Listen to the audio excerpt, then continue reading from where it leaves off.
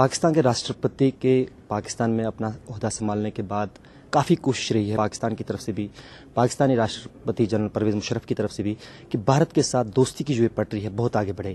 اس پہ کوشش جاری ہے. حریت لیڈر جو ہیں وہ پاکستان آئے ہیں. ہم بات کریں گے پاکستانی راشٹرپتی جنرل پرویز مشرف سے. مسٹر پریزیڈنٹ، جو حریت لیڈر کشمیر آئے ہیں تو کیا سمجھتے ہیں آپ جو پیس پروسیس ہے اس سے کتنا بڑھاوا اس کو ملے گا آگے جانے میں؟ میرے خیال میں بہت زیادہ اس میں انکریجمنٹ ہوگی اور بہت بنیادی ایک پیش رفت ہے، کیونکہ اس سے دو چیزیں واضح ہوتی ہیں.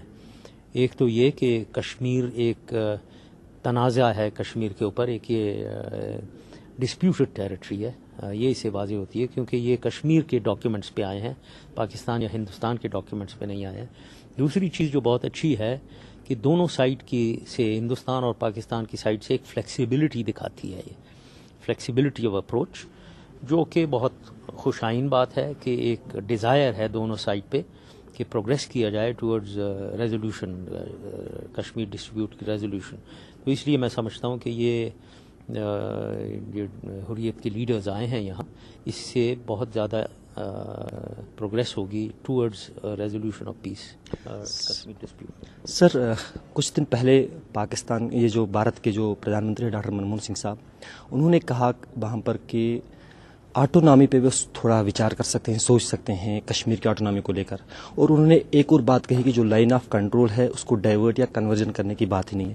تو کیا سمجھتے ہیں آپ جو آٹونامی کی بات انہوں نے کہی ہے، آپ کو لگتا ہے کہ کچھ فلیکسیبلٹی انڈین ایٹیچیوڈ میں بھی آئی ہے؟ یہ ان چیزوں کی ڈسکشن ہونی ہے.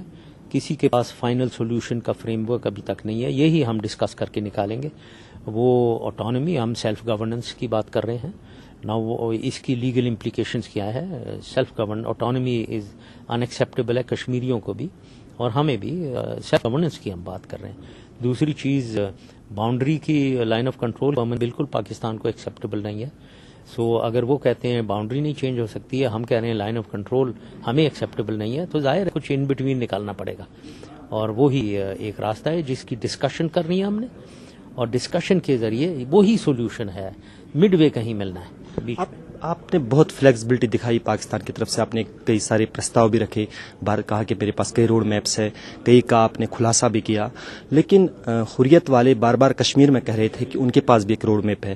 انہوں نے وہ روڈ میپ آپ سے ڈسکس کیا؟ اور اگر وہ روڈ میپ ہے، کیا آپ کی سرکار اس پہ سوچے گی یا وچار کرے؟